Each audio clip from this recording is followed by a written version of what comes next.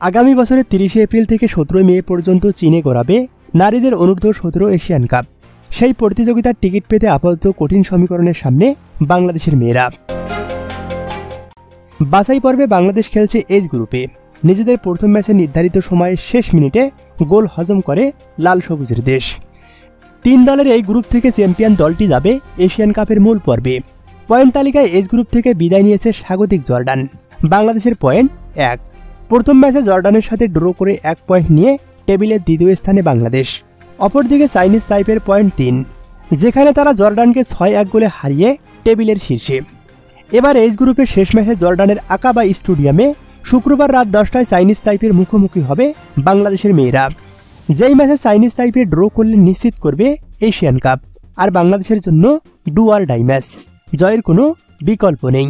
জিততেই হবে, তবেই মিলবে এশিয়ান কাপের টিকিট। এবার আরেকটু দেখে নেওয়া যাক বাংলাদেশের চেয়ে কতটা শক্তিশালী চাইনিজ তাইপে। মেয়েদের ফিফা র্যাঙ্কিংয়ে বাংলাদেশের অবস্থান 104তম, আর বাংলাদেশের চেয়ে 62 ধাপ এগিয়ে থাকা চাইনিজ তাইপে আছে ফিফা র্যাঙ্কিংয়ে 42তম স্থানে। বোঝাই যাচ্ছে চাইনিজ তাইপেকে হারানো কতটা চ্যালেঞ্জ হবে বাংলাদেশের জন্য।